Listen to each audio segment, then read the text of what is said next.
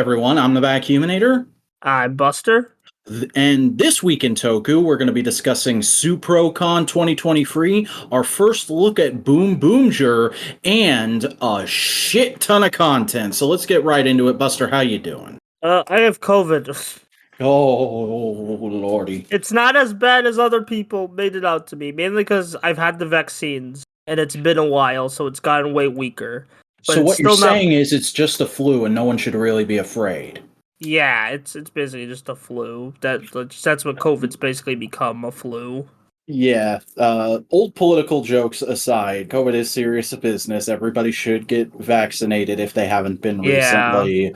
But, like, the Buster is through the worst of it now. I'm not making them record when they don't want to. Yeah, I just, I'm fine. I already was sleeping hardcore through the rest of the week, so I've been recovering. It just sucks that it happened because I was COVID free for the last 3 years, and now the streak got broken, and that's not fun. It was bound to happen eventually. Yeah, at least they put out a new video, and I thought it was fine. I think there are very few people in the world who didn't at least briefly have it, even if they were asymptomatic. Yeah. How are you doing, Mr. Vac? I'm okay. It's a little bit stressful in the IRL right now, mainly because we're in the period of the school year I affectionately refer to as the mini month of hell. So everything's a little bit tense at work, and I'm having car troubles right now. Really just trying to keep my head down until payday, basically. It's one of those weeks. Damn. Just both of us going through it. Yeah. But it'll be over soon enough, so I'm not too annoyed about it. Yeah. Hey, speaking of things I'm not too annoyed about, it's Gamera's 58th anniversary, everybody. Today, the day we're recording this. It was yesterday. If you're gonna wish him a happy birthday now, fucking do it belatedly. Yeah. I know my friend's been logging a lot of Gamera movies on Letterboxd, so, shout out to Shinrub-Jira. He's a good lad. Yeah, I've only seen the Gamera Heisei trilogy, and I liked it fine enough, didn't love it personally, but, Gamera's one of those, side corners of Tokusatsu you always gotta respect, even if it's not the most big active thing right now. Yeah, I know the new anime came out this year, and people liked it, minus the human animation. I'd say that's good to hear. Yeah, it's good to hear that show was a success for its core audience. I still want to check out the Heisei films, because everyone tells me the Heisei films are peak fiction, and honestly, they look like that to me, so one day. I think you'll like them whenever you get around to them, but you know what other people should like? This podcast? Yeah! If you're listening right now, please like, comment, subscribe, and ring that bell in order to enable notifications so that we can get an extra helping hand in the YouTube algorithm. This podcast only stays successful with your support, folks, and your general support for Modular Media, where we don't just do This Week in Toku, we also do Saturday Morning Panels, a monthly podcast about Transformers and G.I. Joe, hosted by myself and Snowcone83, the No Prize Podcast, a weekly live Marvel and general comics podcast hosted by myself and Boingo Rider. Modular Components, our mostly weekly shoot the shit and hang out with guests podcast, and Analytical Fanboys, our monthly media club podcast, where at the end of this week, we're going to be taking a look at my latest pick, Supergirl, Woman of Tomorrow. So if any of that interests you or excites you at all, please don't forget to like, comment, subscribe, ring the bell, and also follow us on social media. We have a Twitter, which is at the Modular Media. We have a Blue Sky, which is modularmedia.bsky.social, and we have a Tumblr, which is at Modular Media.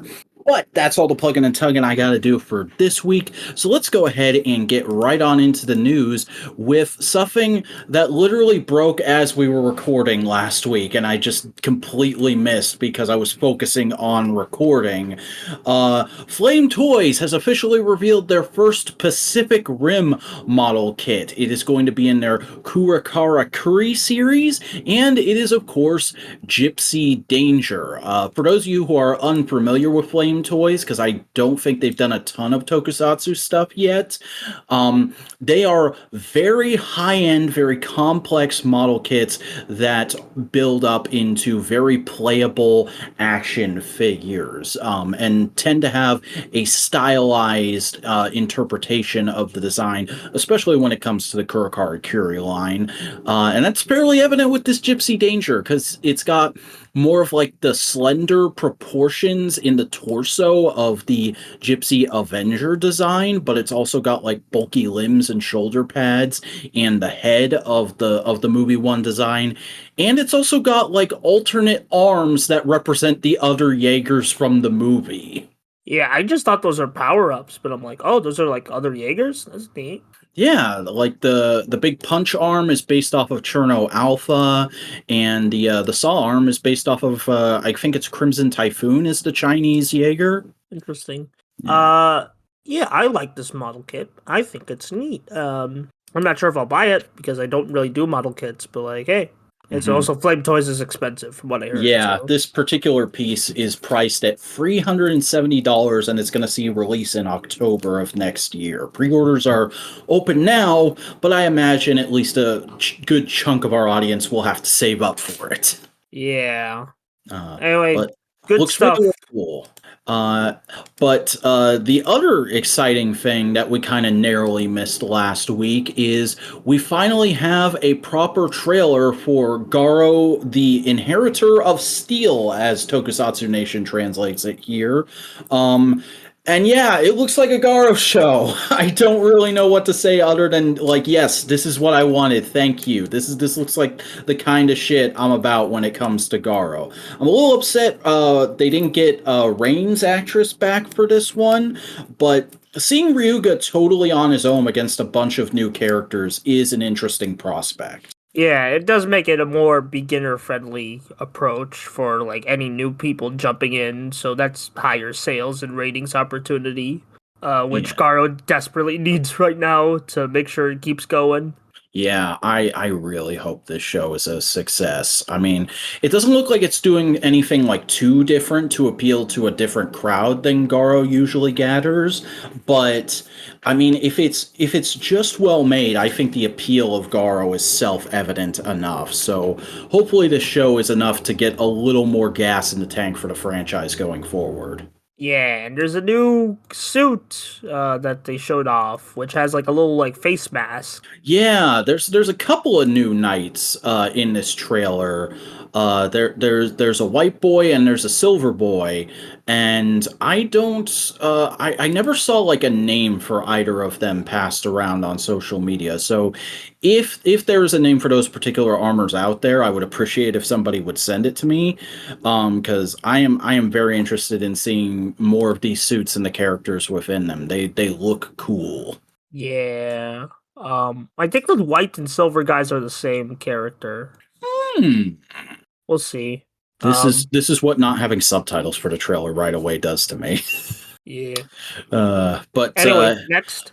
Yeah, let's go ahead and get into the monthly scans for the big free Toku shows, which dropped this week. And I think the big thing out of these is that Prince is going to be coming back to King-Ohger in a couple episodes, and I could not be more dejected.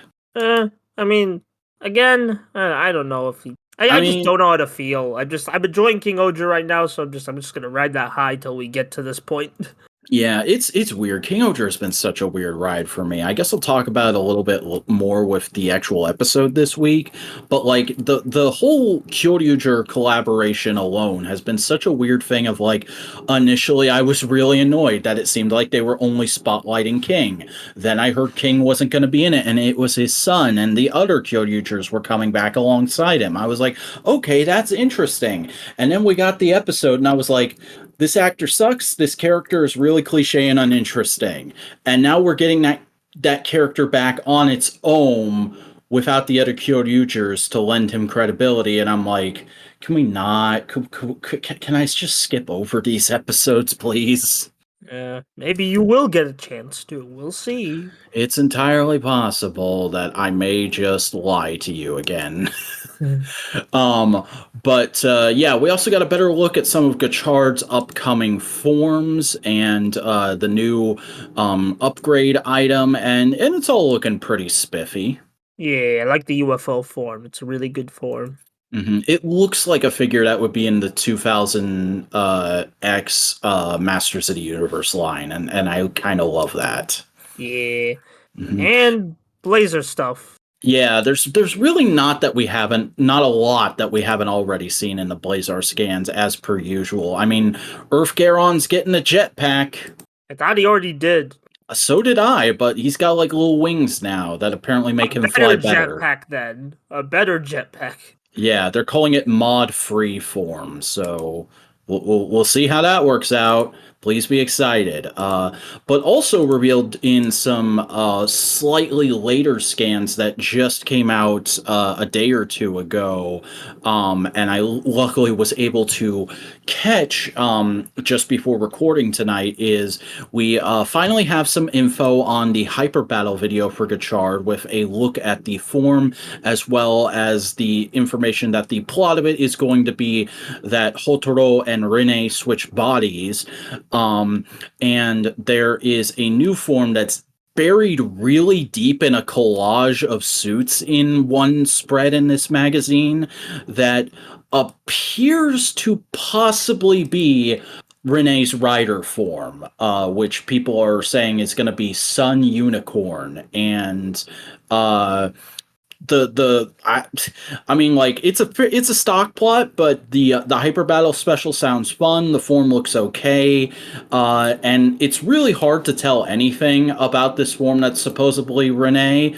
But the color layout in extremely pixelated form, at least, doesn't look terrible. Yeah. I mean, I like how it's like a different to Gotchard's blue. You know, so There's it's a good. blue undercurrent, but it's also got like a lot of white and red on top. Yeah, compared to Gotchard's more silver undercurrent. Yeah, it's not a bad idea. But there is plenty of more rider info to go around, like finally getting information on the winter movie for Geats and Gotchard crossing over. The full trailer came out and immediately got subbed this week, and we also finally got the official title for the movie and a poster, which I believe the translation is at the end of this trailer. There it is. Okay. Kamen Rider, the winter movie, the ultimate Chemi's super gotcha operation. Yeah, that's a movie title. Never change, Toei. Never change.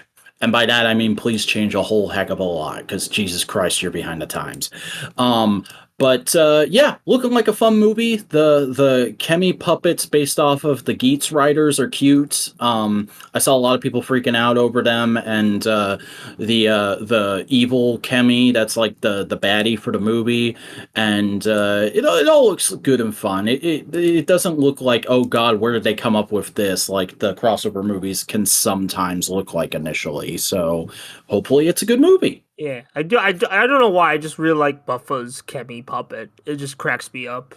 Yeah, the like big opening mouth is pretty silly. Yeah, I just like that. And hey, you know, it looks pretty high quality for a movie. It looks like, I think they might have gotten the Geats action team with how stylish everything is. I could It's be entirely possible. or it just could be movie budget. We'll see. But it hasn't really been a Toei week as far as news goes. It's more so been a Subaraya news week, and that's because Tsuprocon 2023 happened over the weekend and really ended up dominating a lot of the conversation. And this is where I do the classic "I don't know Ultraman that well" bit and just defer to Buster. Please explain everything. All right, I'm opening up shit. Okay. We'll start with I'm just They looking announced through. a shit ton of projects, so it's All a right. little hard to figure out where to begin, I admit. All right. First up, High School Girls versus Ultraman. This is apparently a new drama with a female protagonist who basically is viewing, like a schoolgirl protagonist, who is viewing the world of a typical new generation Ultraman. Taguchi is handling it. It will apparently be a anniversary project. And yeah, it looks nice. It looks like it will be the equivalent of the high school heroes for Ultraman, which I'm quite into. What has an anniversary coming up? Is it just Tsuprocon in general? Tsuprocon in general, yeah, they sued this for Tsuprocon's 60th anniversary. I didn't realize that was that close. Holy shit! Yeah, because like the 60th anniversary is fast approaching. Mm-hmm. And as for just some like offshot, we just have a title and some little info for it. Darkness Heals, which is a Ultraman manga stage show project, will be getting an animation adaptation. Kaiju no Sumika, it's going to be a film project about Ultraman Kaiju. And then the big one that got everyone talking, The Origin of Ultraman, which will feature Guillermo del Toro and like other people who love Ultraman in this biopic about it. Interesting. Yeah, it says that so they're Del Toro... essentially. It seems like they're kind of taking the approach that the BBC took for Doctor Who's 50th anniversary, where it's like we got a bunch of cool little side projects going on that explore other corners of the universe, and we're also making a drama about like the initial years of this franchise. Yeah, basic. I'm just making sure. Did I get most things? I did get most things. Also, the Ultraman Marvel comics continuing. Neat. Is anyone still reading that? I don't. It hasn't really updated issues in a bit, but we don't have no idea when the Avengers crossover is coming. So yeah. Also, Ultraman Blazar the movie's happening. It won't be released right away for Americans. It'll take a bit, but like, hey, it looks really cool. Yeah, isn't it getting a Fathom release? It might. It's like they said they want I to do think it. They said it's not doing a same streaming release because we're not in a pandemic anymore, so they want to like try and do a theatrical. That's what I saw. I hope it's like a little mini run Fathom release. I don't know how well the Shin Ultraman Fathom did, but I'd be down to see the Blazar movie in theaters, especially because it looks really pretty. It looks like just a higher budget episode of the show, which is kind of what I always want when it comes to a movie for a Toku show. Yeah, I prefer my my little like more high concept movies, my Gaia Battle in Hyperspace type movies. But hey, I'm just down for a higher budget episode. Also, the director of Ultraman Rising came and presented a physical suit with I think Yuki Yamada. Of Kaiju, not of Ultraman Rising himself. Yeah, I was about to get to that. It's the kind of physical suit of the Kaiju, but the director was there. And like, how much you want to bet that thing is in the next Galaxy fight? Oh yeah, this is 100% the next Galaxy fight, and I'm so happy it will be because this is such a funny little guy. Mm-hmm. It also just speaks to how well the film was designed. That this just fits in with like the regular Kaiju bud, Yeah. I guess to get into a little bit of merch news, they showed a premium Bandai prop, in air quotes, edition of the Blazar stones from the show that are basically going to be the retail toys but done up in die cast. So for those of you... they're not the retail toys. They're bigger. Oh, okay. And they won't be able to fit. Okay. Immediately. I'm glad I read about that ahead of time. Otherwise, I would have let you spread misinformation. Anyway, Ultraman Rising's getting the usual Bandai retail stuff. Yep, there's a Sophobi and there's an Ultra Action. They look fairly accurate to the film, though the Sophobi is a little more sort of widened out to make it look more like a practical Ultra suit and probably fit in better with the rest of your Sophobi collection. Yeah. I mean, honestly, I really like the Ultra Action figure they made for it. I especially love the blue on it. I don't know why, but the blue just really speaks to me. Mm-hmm. We also got a proper reveal and pre-order announcement from Tamashii Features of the SH Figuarts Shinchoku Seiho Ultraman Gaia, and it still looks pretty good. There's going to come with a lot of really interesting effects parts, I noticed, and it doesn't look like they're doing the same thing that I and a lot of others criticized the Tiga and Dyna Figuarts for doing, of having the rubber chest that could easily degrade over time. So I'm happy they're making that choice. Yeah, I mean, if they get Gaia wrong, oh, they're gonna feel the wrath of several fans because Gaia's like a really beloved show. Yeah, it looks snazzy. It looks nice. Yeah, and I'm glad it's happening. I just hope I can find it somewhere.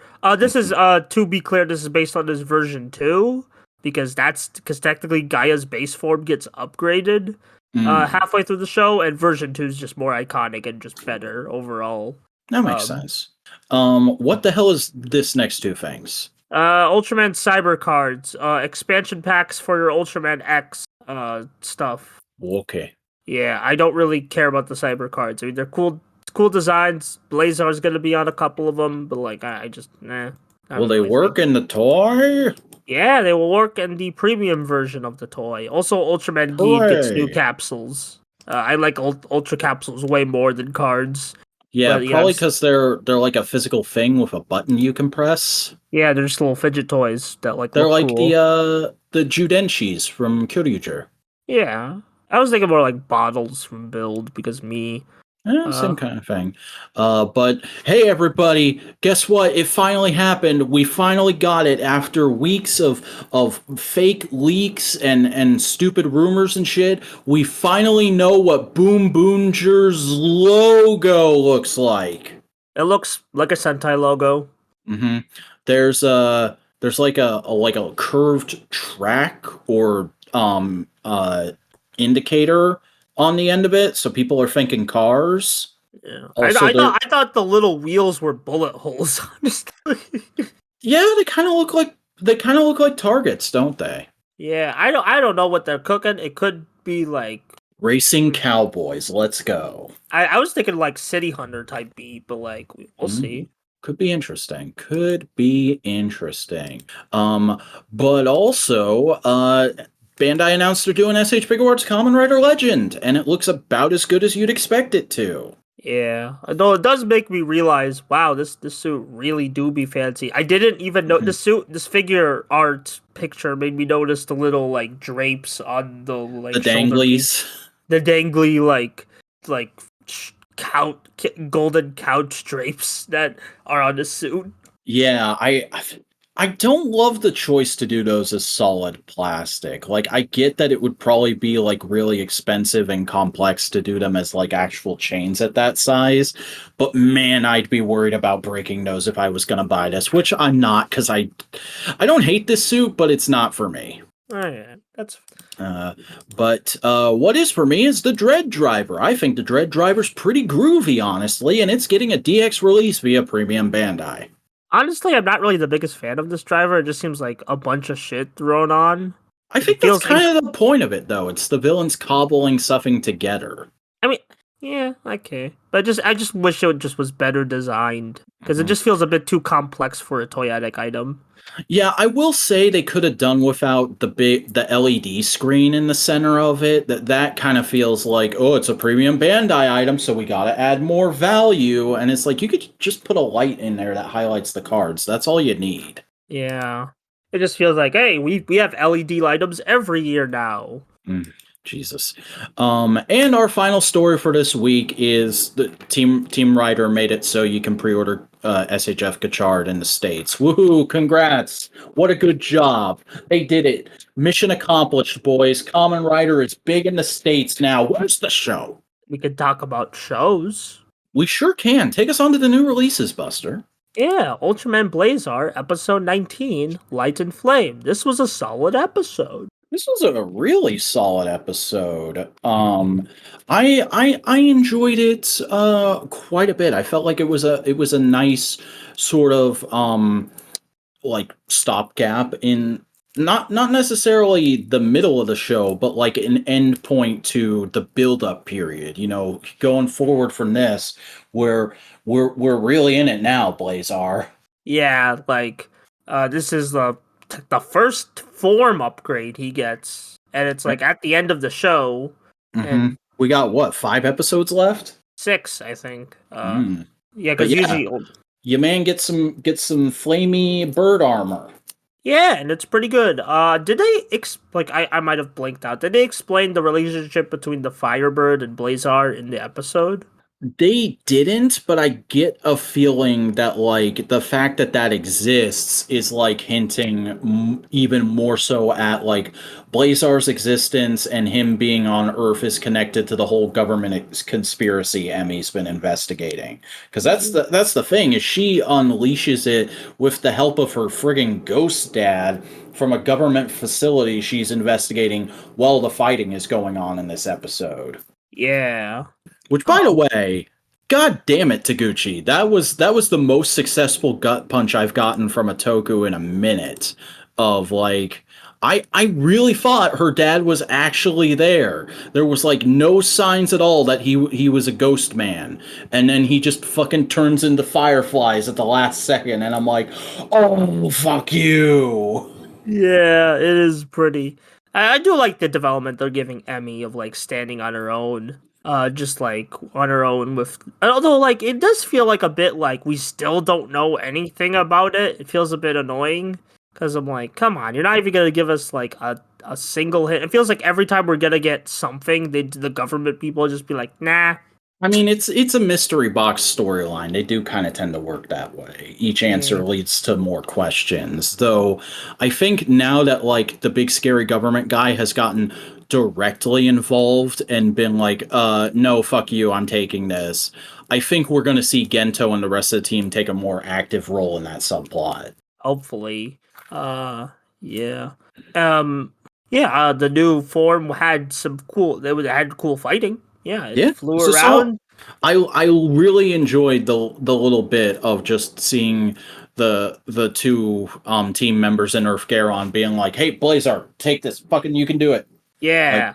the whole scene where they all stand up and they're like, "Yeah, we're gonna defy orders together," and they even like pre sort of give that indication to Commander Man by saying like, "Hey, we've been working alongside Blazar this entire time. All our victories are shared, and that's why you shouldn't shut us down just because we've never had a complete and total victory on our own."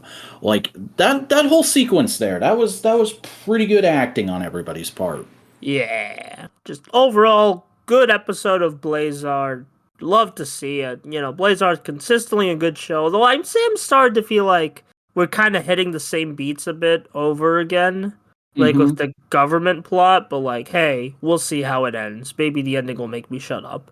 Yeah, Uh, I think this is something that like it's gonna feel like more of a whole piece once it's done. I mean, obviously most shows feel that way, but at the moment, like if this were a 50 episode show, I'd be really worried if we dragged our feet this much at this point, because it just means we're gonna keep doing this for at least another 10 or 15 episodes. But given that Ultraman doesn't go over 30 episodes these days, I feel pretty confident that we're at a point now where the story is going to start dynamically shifting with each episode going forward. yeah, that's fair. I just thought it would dynamically shift like 5 episodes ago, so. They do be taking their time, that's fair. Yeah. Anyway, we got a special to talk about, Ultraman special. One Ooh. that I like. Based on an Ultraman I like. Ultra 7. It's his If story, the future 55 years ago. Did you watch this, Vac? I did watch this. Like I think we've talked about this before, like back when you were watching Ultra 7 for the first time. I've seen like the first couple episodes of Ultra 7, and at the time I just decided it wasn't for me and haven't gone back to it since. But I knew the basics of the universe and how it worked, and I had seen the trailer for this, so I was fairly interested in it. And it was only like 10 minutes, so I sat down and watched it.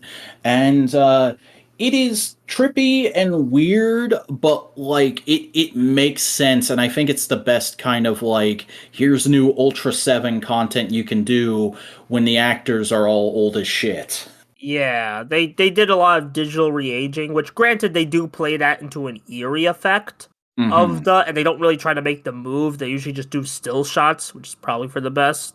Yeah. And there's still some really scenic, just some really beautiful scenic environments of it, and a lot of homage to like just various aspects of Ultra 7, like the finale with Dan and Ani, like little heart to heart. They reference that, and yeah, and there's no really Ultra 7. It's mostly just about Dan Moriboshi, the man, Mm-hmm. like, which is interesting. It's very trippy. Yeah, it's just trippy. It's Yeah. just like It's there's probably a deeper meaning to get from it, but like from the visual we can gather, some people have pointed out this is basically just an investor meeting of like, hey, if you give us money, we can make shows that look as good as this. Mm-hmm. And I mean, it's also just like here's a little crumb for the diehard Ultra 7 fans at the tail end of that show's 55th anniversary. Yeah. Which again, second time I brought it up this episode, kind of puts me in mind of Doctor Who's 50th anniversary when they dropped a like special 10-minute episode that was here's finally explaining how the Eighth Doctor regenerated into the major spoilers here, the Doctor that comes between the eighth and the ninth. And it was like a huge surprise that was dropped on the actor's birthday, and it was like, oh my god, new content of him playing the Doctor on screen for the first time since that original movie. That was like a big deal at the time. And I still go back and watch that little episode because it's just a nice little slice of Doctor Who, and I imagine like Ultra 7 fans can kind of feel that way about this. Yeah, I definitely want to dig deeper because I feel like there's a bit of a deeper message of what it has to say. I just blanket on it right now. That's fair. As for things that don't really have a deeper message to say, Monarch, Legacy of Monsters, Episode 3. Wow, you've really soured on this, huh? I was sour on it when we started. That's fair, but like you were like last episode you were like, I don't know, this ain't great, but whatever. And this you just gave off the vibe of like you gave off the vibe I have with King-Ohger some weeks of like, fuck this, I am so sick of this show. I mean, like, And we're only what? 3 episodes in. Here's the thing. Why are we doing this? There's like 2 cool scenes every episode, and they both involve kaiju. I don't really care for any of these human fellas. Okay, see, I'm going to directly argue with you on that because I feel, I guess, kind of the opposite way in that, like, there is a really good show buried under, like, 2 kind of okay shows in this, where, like, I don't really care for the characters in the present that much, and, like, the kaiju stuff kind of only feels like it's here because it's a thing that's tangentially connected to Godzilla and the Monsterverse. There has to be at least one kaiju per episode. And I'm like, you know, if you just drew everything back and just told me like this very personal character drama period piece story about the 3 characters in the past starting up a friendship surrounding wanting to figure out what the heck is going on with the kaiju, founding Monarch, and then eventually falling out as Monarch gets away from its original purpose, I think that would be a really interesting and entertaining show. And as is, I do like those scenes more than pretty much the rest of the show.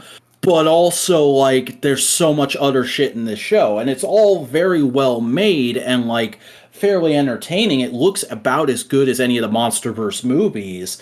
But, like, man, if you just gave me a half-hour cut of all the stuff in the past, I would like this show a whole lot more than I do right now, which is like it's a light 7 to a strong 6. Yeah, I mean, I guess the stuff in the past is like it has more striking imagery. It has like better directing. Because there's just more to do with it. There's just more interesting environments the characters visit, and there's more interesting subjects being discussed. But like, I don't know. I still find the entire existence of this show just not for me. So I don't really want to cover it.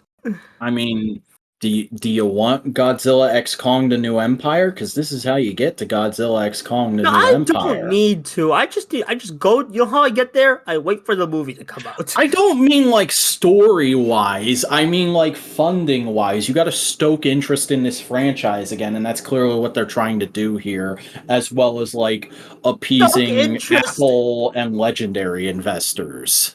Like, what kind of franchise stokes interest through Apple TV Plus? It's a brave new world out there, Buster, and at least back when they started making this, streaming seemed like the way to go to continue franchises. Superhero time? Sure.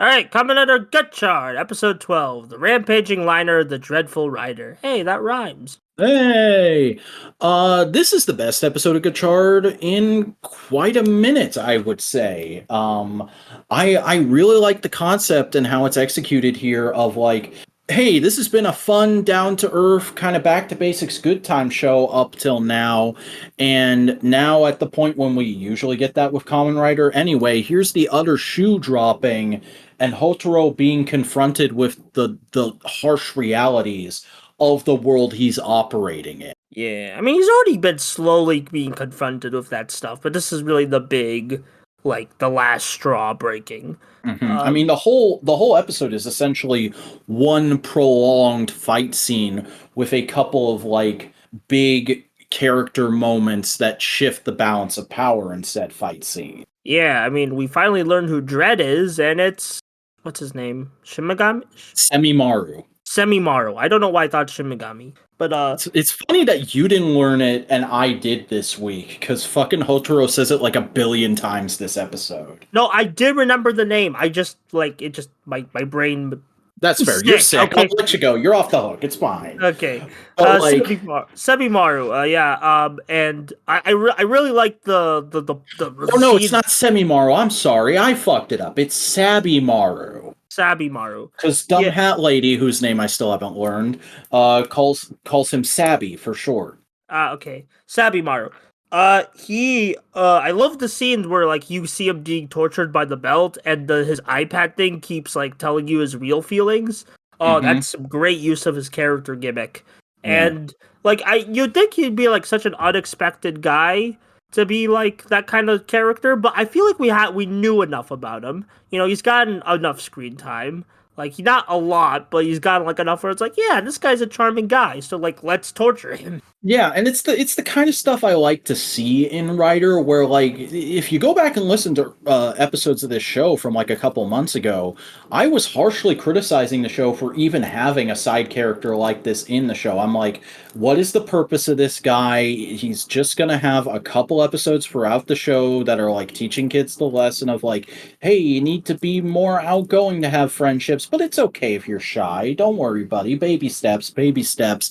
And like now I appreciate all that stuff so much more because it was building towards the big ass pull of like, no, he's the villain writer, and he's gonna be the guy that 14-year-olds are gonna be making crawling in my skin videos too this year, not Spanner. Haha. Yeah, has Spanner really got anything like since his like? No, he's just kind of been a dick ass. Yeah, just kind of vibing. Like, I mean, I even this episode where like he is actively on our hero's side and is like, no, this is bullshit, I have to stop this. He is just kind of an afterthought. Like there's a moment when one of the sisters is fighting Rinne and he jumps in to try and help her, and he's like, are you hurt, my lady? And I'm like, oh yeah, that's right, I forgot they had that dynamic. We haven't done that in a couple episodes. Yeah, I feel like they should do something with Spanner where it's like, hey, like you're just kind of being a dick for no reason. But like that's just kind of breaking down his kind of archetype. But like we could do it. That's for later, where we have other fish to fry right now. And hey, you know, those other fish to fry are pretty good. Now apparently whoever said that the Kemi that Dread would use past Kemi forms to like destroy them to form it was wrong, because he has a bunch of replica Kemi cards to use. Which actually makes more sense to me, because like it means Bandai can sell all the cards again. Yeah, with like in the next wave, with all like evil versions. Ooh. Oh, kids, you got Steamliner, but did you get Steamliner's Dark Replica Holofoil variant? Go buy more packs now! Yeah, oh god, that was the worst thing Bandai have ever thought up. Or the best thing if you're in their boardroom. Yeah. This is a really, really good episode. Like I've been kind of up and down on Gotchard. It's not the worst writer show I've ever seen. But it has had some rough patches so far, but this is definitely a decidedly high point in my opinion, and I'm going to be interested to see how the show goes forward from this point. I feel like this could mark a huge turning point in just the general vibe of the show if they capitalize it on as well as I would want them to. Yeah, we'll see. I think the dread thing's gonna be short lived. It'll like come up and down again, where it's like, all right, there's gonna be weeks where the driver will be gone, but then the driver comes back and it possesses like a new character. But that's just my speculation. We'll see. King-Ohger? Sure. All right, King-Ohger 38, the Indomitable Idol debut. What did you think, Vac? I imagine this episode was very enjoyable for a certain Tumblr crowd. As is, I found it fairly tedious. I understand. I understand because I feel like the whole gimmick with like you don't understand Rita and then everyone just misunderstanding them and Well, just like it's not like I don't get it. The point of the episode is just to reiterate Rita is Rita. They are unshakable. They have these core principles and they're always going to do what's right and just, no matter the cost to themselves or their kingdom. But also, like, the fact that they kept teasing out, like, oh, here could be some deep emotional reasons behind their motivation for becoming an idol. I'm like, you're just fucking with me for no reason, and you're wasting time doing an episode about idol bullshit when, like, Recules is still alive? Did everybody just forget that? When are we gonna deal with that? God damn it. well, like I kind of like they still kind of mostly acknowledge of mostly Nakaspa, where it's like Yanma in the background of the episodes, like I just want to get my kingdom back, man. I want to get my kingdom That back. was a good scene. I did enjoy him and Kaguragi just piecing out. Like, this isn't an us plot. Bye. Yeah, I do feel some frustration with like Recules hasn't been mentioned. I think they just played their card too soon, and they'll be like, "Oh, we're not ready yet. Just he's coming. He's coming. He's coming." Yeah, at least we got to find out what Gear's ringtone is this week. Yeah, what was his ringtone? It's like some weird. It sounds like something out of the soundtrack. Honestly, it sounds like a like Royal Destruction theme is the best way I could describe it. It's probably is from the soundtrack. Yeah. Like because that does sound like it. Yeah, the Rita Idol stuff was really cute. I love the Monster of the Week this week. He's just really funny. He has like one of the funniest vocal performances I've seen from a Sentai monster. And there's even like a fourth wall breaking celebrity cameo moment where it's like that scene. Like, I get that scene probably made some people really happy, but that was the moment where I was just like, "Come the fuck on! You are just wasting my time right now." yeah, I mean it is supposed to be a little silly episode, and I feel like I like silly episodes in Sentai, and it's like they still were building up to like, hey, we're on the road to get the kingdoms back, because Yanma's working on stuff, and next episode's gonna see the payoff to that. Yeah, I mean, to the episode's credit, Rita does get their kingdom back at the end of this episode, but still, like, it's like I feel like we could have. There's like at least a dozen more interesting plots we could have done to accomplish that plot point, and that's just me being the grumpy Westerner who doesn't care about idol culture and actually finds certain facets of it fairly repugnant. I mean, like there's repugnant parts, but like there's still like funny parts, Yeah. Don't get me wrong. There's idols who I've seen interviews with and think they're lovely people, and I applaud them expressing themselves in their own unique way. But it's that industry and the kind of audience it cultivates that I don't care for. Yeah, that's fair. Legend special? Sure. Yeah. All right. Episode 2 of the Legend special. Masahiro Inoue jump scare. Yeah, I can't believe they got that man back in a recording booth for one fucking line. Yeah, all that tease that says decade. It was for 2 lines max. Huh? Apparently they want more. They want to do more stuff with Legends, so maybe I guess so. Like, they did kind of tease he's got some shit up his sleeve, but still, like, in a vacuum. I said this on Blue Sky last night, and I'm gonna hold to it. This little miniseries might be the most pointless thing Toei's done all year, and that's saying something when Outsiders exists. not really even that pointless. Just like, hey, if you're gonna do like anniversary if you're just gonna do like Toei Tokusatsu frick you content for Gotchard, it's like may as well just have fun with it. I mean, I can understand that, but like as anniversary content, there's not actually a lot of fan service other than look at these suits. As far as like Gachard content, Hotaro doesn't really get any character development in this except realizing, hey, Legend's kind of a cool guy. And as like a promote a new toy thing, I guess it's kind of valuable, but like you could have put the belt in the show, you could have made a belt that made more sense for the show. It just kind of feels like it's literally just here to play to the basic bitch fanboy who's just happy to hear the Deca driver voice again. Like the thing that I think puts outsiders over this just a little bit is at least it's moving those characters forward a little, even though it's in some weird and wild directions. Like at least it's doing something with characters that we haven't really seen development for since their shows ended. This is just like buy a new toy, fans who know what Premium Bandai is. Yeah. The first part had like stronger comedic moments to return to, while this one's mostly just fighting. Yeah. And it's Like stylish and interesting fighting. It was cool to see the Blackest suit again, but like, eh. Yeah, it'll really depend on if there's more to this like character that like Yeah. I feel like this part will have more value, you know? Yeah. Man, even though I've said all that, there is a part of me that's going like, what if he's like the guest character for the summer movie? What if that's what they're doing? They're setting up the summer movie here. It's gonna be a big fucking fan servicey plot with the Gachard Riders and Legend. What if that's where we're going? That would be fun. Well, That's where they see. actually bring Masahiro Inoue back. We'll see. We'll see. All right. Old stuff and should I talk about Doctor Who again and old stuff? Yeah, because like obviously Doctor Who's on the brain for me because fucking the first of the 60th anniversary specials came out this week, and I mean like whatever, fuck you. Doctor Who counts as tokusatsu if you use tokusatsu as its actual greater definition of just practical effects.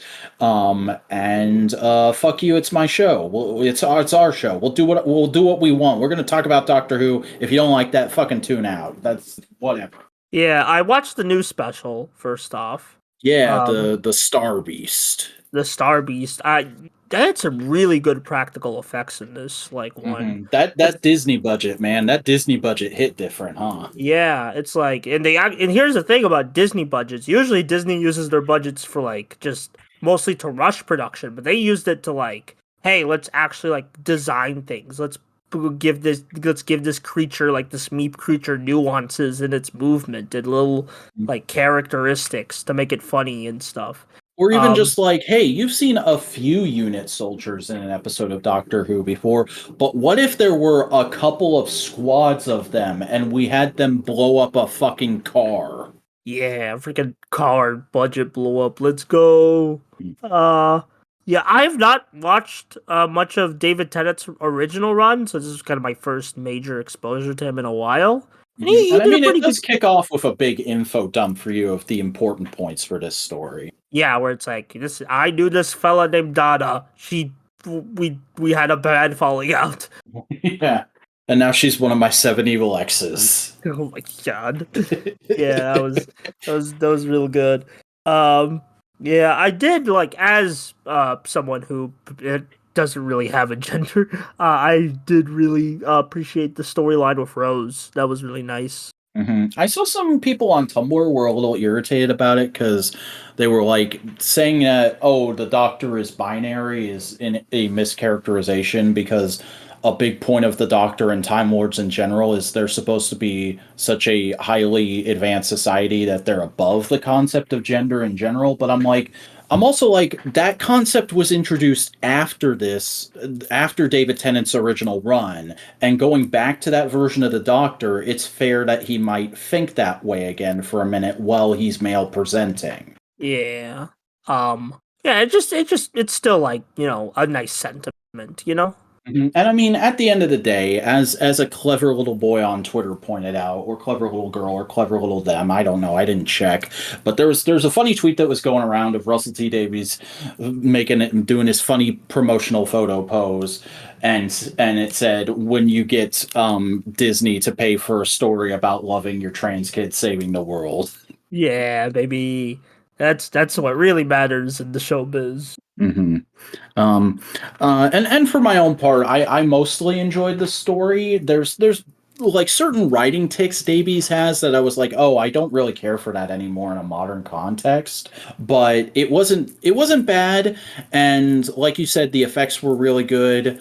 And overall, like any like nitty gritty stuff I would have to talk about is stupid fanboy stuff. Like I love the new intro. I like that they Yeah. expanded the time vortex out to be like its own fucking realm that the TARDIS has to traverse rather than just a tunnel. And I'm kind of mixed on the new console room. I like the actual console itself, but the fact that it's so expansive and yet so barren feels weird to me. I want there to be like some bookshelves or something in the background, like back in the Capaldi era. Well, so I think they're trying to replicate the classic Doctor stuff, where it's like, yeah, the white big. It's white. There's like a big room of just nothing. It's just people can run around. It's Mhm. like they try to get rid of clutter, is what I'm trying to say. Yeah, and I've often had this sentiment, but screw classic fans that don't like the Sonic screwdriver being able to do more than basic Sonic functions. The new one in this special is really, really cool. It's Yeah, the he freaking had barriers. it's the first time since Matt Smith's era that I've actually gone like, ooh, I do kind of want the toy of the Sonic screwdriver. Let me look at a review. Yeah, it's just nice to point things anyway. Mhm. But like, yeah, also like I guess going out of order, I watched some the rest of the 25th season 7th Doctor serials. The Silver what was let me Silver figure out. Nemesis. Silver Nemesis was boring as shit. Yeah, I think it doesn't really work if you're not a longtime fan or you at least know a good bit about the Cybermen up till that point. Yeah, I just didn't really even as like just as even for a fan service thing, it just felt like real boring. Like it just like really this is it? Like this is the big anniversary, this is the big 25th anniversary shit? Like that's just I didn't really care for it. Greatest show in the universe, however, was a great end to the season, and you can kind of tell it was the writers and creators taking a piss off the like just the entire media industry, and I really like Greatest Show in the Galaxy. Yeah, that's a personal favorite actually. I really enjoy that one. Not enough Yeah, people talk about it. yeah, just it's a good end to the season. So hey, 3 out of 4 serials for season 25 ain't bad. You know, Yeah. they're like. I mean, I think the Happiness Patrol is my personal favorite. Remembrance of the Daleks is a close second, though. Yeah, Happiness Patrol is such a weird episode. It really divides people. There's people who really like the social commentary, and there's people who are like, I like the message of it, but I think it's delivered too heavy-handed. And I don't know. It's been too long since I've seen it. I don't really know what camp I fall into anymore, especially because I wasn't as politically minded as I am now when I first watched it. yeah. Hey, talk about some like quote unquote real tokusatsu of Agito. Yeah, I watched 5 more episodes of Agito. It's weird. I thought I watched way more because I had a whole like 5 day weekend thanks to the Thanksgiving holiday and the way my government job works. But apparently I only had time to watch 5 episodes. So Kamen Rider Agito episodes 21 for 26. Show's still moving along pretty good. The big significant thing I think to talk about with these episodes is just that like I was really impressed like that not only did Shoichi's memories actually come back, because somehow nobody ever spoiled that for me. I was always under the impression that he stays an amnesiac for the whole series, and that's like a big thing about his character. But the fact that his memories come back, and the fact that they do it at episode 25, they do it at the literal halfway point. I thought that was really cool when I've lived in the modern writer era where utter shoe drop moments are oh so often like right around episode 13. But yeah, Hojo's still being a little shitlord. The G3 team's still doing pretty good, and Ryu is in pain. That man is constantly in pain. Yeah, Agito good. But I think that's everything. I think that's everything we can talk about this week in Tokusatsu. So hey, Buster, why don't you let the folks know where they can find your Oh my! content? Oh, okay. You're freaking last minute news. What? What? Oh, we knew about that. That was at Tamashi Fest. Yeah, but it's up for pre-order now. The Yeah, we're SH good. Figuarts Kyoryu Red up for pre-order now. Coming Shinchoku out. Seiho. Senchoku Seiho SH Figuarts Kyoryu Red. Go All buy and right, pre-order I'm it. adding this to the news links now. Uh, I mean, I guess it does kind of count as like a development because it was display only at Tamashi Fest. Now that I remember it. Yeah, it was display only, but you can buy it now. Are So you yeah, gonna buy it? no, but you can buy stocks in my YouTube channel.